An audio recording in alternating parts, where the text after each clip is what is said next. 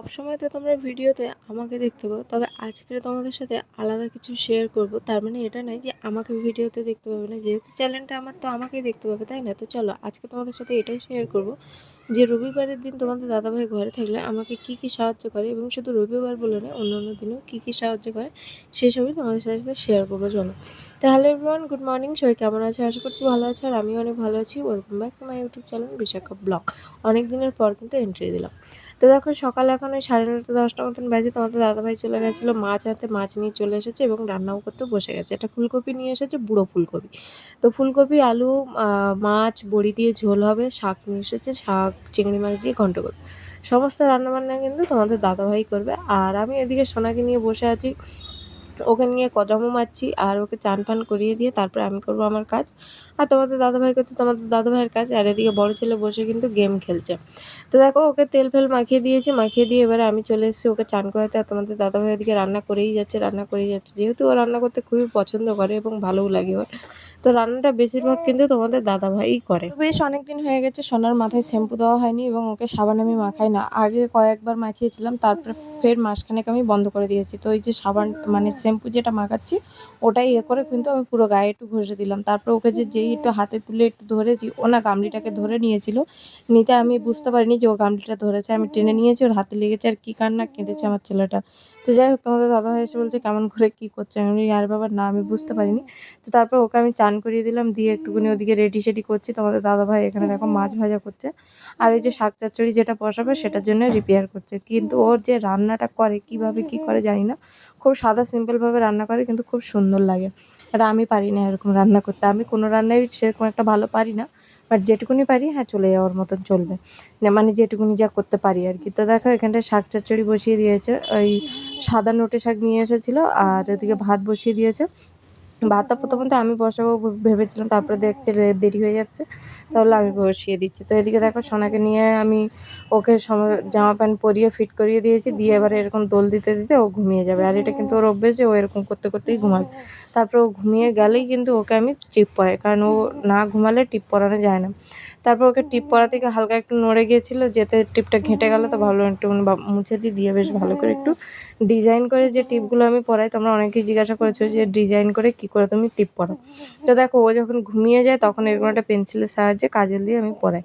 তো ও না ঘুমালে কিন্তু সেটা সম্ভব হয় না, আর পেন্সিলটা ছোঁয়ালেই না ও নড়ে ওঠে, সেরকমভাবে করতেও দেয় না।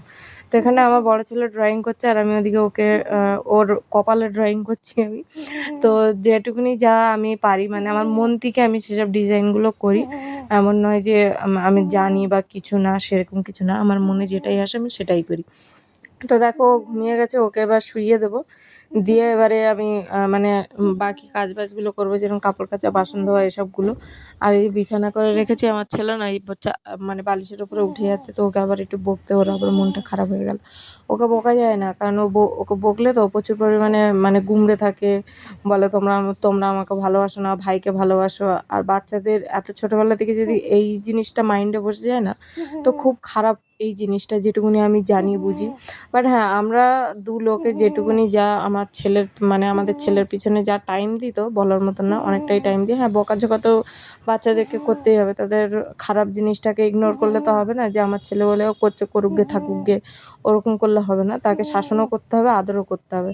তো আমি বকলে তোমাদের দাদাভাই বকে না, তোমাদের দাদাভাই বকলে আমি বকি না, আর বেশিরভাগ বকি কিন্তু আমি, কারণ যেহেতু সারাদিনও আমার কাছে থাকে, আর সারাদিনের জন্যে মানে বদমাশিটা বেশি আমার কাছেই করে, তো ওই জন্য বকুনিটাও বেশি আমার কাছেই খায়।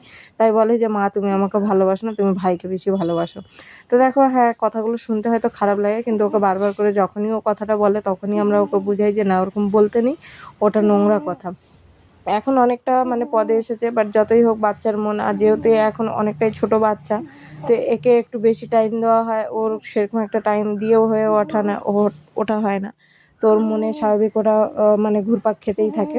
তো ওকে আমরা বোঝানোর চেষ্টা করি যে না, এটা ওকে বেশি ভালোবাসি বা তোমাকে কম ভালোবাসি এরকম কোনো ব্যাপার নয়, সবাই সেম সেম। তো তো ওকে বোঝানোর পরে কিন্তু ও বুঝে যায়, এমন নয় যে না ওই একটাই জিনিস নিয়ে রোড লাগিয়ে রাখে যে না এটাই তো এটাই, তেমন কিন্তু নয়। ওকে বুঝালে ও বোঝে, এটুকুনি মানে আমার ছেলেটা বুঝদার হয়েছে।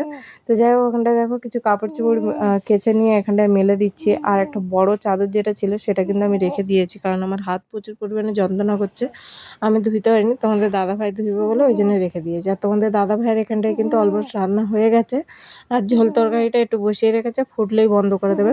তারপরে পুরো দেখো রান্নাঘরের ওখানটা না ভালো করে পরিষ্কার করে দিয়েছে, দিয়ে এখানটায় ঝাঁটফাট দিয়ে গুছিয়ে গাছিয়ে নিচ্ছে। তো দেখো যতই চেষ্টা করো না কেন যে গুছিয়ে গাছিয়ে রাখবো, যেহেতু ঘরে দুটো দুটো বাচ্চা, আমি তেমন একটা কিছু করে উঠতে পারি না যে তোমাদের দাদাভাই আসলে সোনাকে ধরলে তারপরে আমি টুকটাক করে গুছিয়ে রাখতে পারি। তো এই ফ্রিজের ওপরটা যতটাই ফাঁকা করে রাখার চেষ্টা করি না কেন, ওখানটায় অতিরিক্ত জিনিসপত্র ভর্তি হয়ে যায়।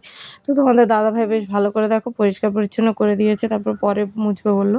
তারপর ওদিকে তো আমি আরও যেসব থালা বাসনগুলো ছিল সেইগুলো ধোয়াধুয়ি করছিলাম। তো আর এদিকে তোমাদের দাদাভাই দেখো সোনা ঘুমিয়েছে, দল্লাই দিয়েছি ওকে, কারণ দল্লাই দিলে বেশ অনেকক্ষণ থাকবে, ওই জন্য দল্লাই দেওয়া হয়েছে। তো আমি যে কাপড় চোপড়গুলো তুলে রেখে দিয়েছিলাম ওইগুলো দেখছি তোমাদের দাদাভাই ভাঁজ করে দিচ্ছে, বলছে আমি ভাঁজ করে দিচ্ছি, তুমি ইয়ে করে দেবে। আর একটা জিনিস আমার কি খুঁতখুত লাগে জানো, যে কেউ ভাঁজ করে দিলে না আমার সচরাচর ওই ভাঁজটা আমার পছন্দ হয় না, কারণ আমি যেরকম ভাঁজ করি সেরকম ভাঁজ কেউ করে না। আমি একটু শর্টকাটে করে দিই, আর তোমাদের দাদাভাই একটু ভেরিকিটি দেখিয়ে করছে।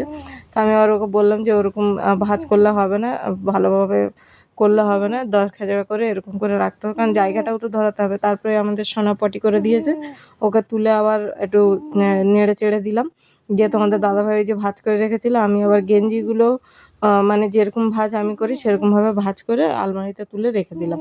আর এখানটায় তোমাদের দাদাভাই কী পরবে, আমাদের বড় ননু কী পরবে সেইগুলো ওখানটায় খাটের উপরে রেখে দিয়ে আমি বাইরে বেরিয়ে গেছি। আর তোমাদের দাদাভাই যে ঘর মুছছে, তো আমি তো যখনই ঘর মুছি তখনই দুবার করে ঘর মুছি, বাট তোমাদের দাদাভাই কিন্তু আগে মুছতো না।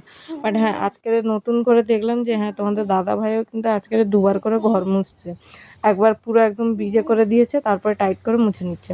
আর আমি সচরাচর ওরকম কেন করি বলো তো, কারণ ভিজে করে দিলে তো, যেহেতু ঘরের মধ্যে একটা ম্যাট পাতা আছে মানে কার্পেট পাতা আছে, তো ওটাতে না নোংরা বসে থাকে আর প্রচুর পরিমাণে চ্যাটচ্যাট করে একবার মুছলে।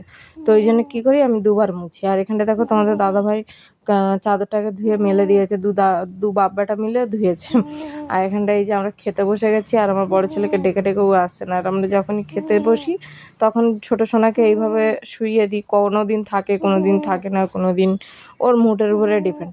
আর আমরা কিন্তু খেতে খেতে কার্টুন দেখি, কার্টুন না দেখলে কিন্তু আমাদের খাওয়াটা ঠিক পোষায় না, আর খেলেও মনে হয় না যে কী খেলাম কেমন জানি একটা লাগে। তো আমরা কার্টুন দেখি, হ্যাঁ অনেকে বলবে যে বাচ্চা মানুষের মতন কার্টুন দেখে, বাট দেখি কী করবো বলো। তো দেখো তোমাদের দাদাভাই কিন্তু যথেষ্ট ঘরের কাজ করে অনেক, আমি বলবো অন্য অন্য বেটা ছেলেদের তুলনায় অনেক কাজ করে।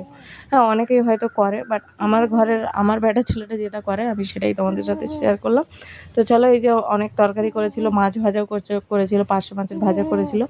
আর আমার কিন্তু মাছ ভাজা খেতে হেভি লাগে, খুব ভালো লাগে। তো আমি ওকে বলেছিলাম আমার জন্য একটা পোনা মাছের মাথা দেবে তরকারিতে, আমার মাথা খেতে বেশ ভালো লাগে। তো আমার মাথাটা মানে মাছের মাথাটা গোটা রেখেছিল, আর তোমাদের দাদাভাইয়ের জন্য যে মাথাটা দিয়েছিল ওটাকে না কেটে কেটে দিয়েছিল। তো ও মাথা খেতে পছন্দ করে না, মাথা লেজা এগুলো খায় না, ওর পছন্দ নয়।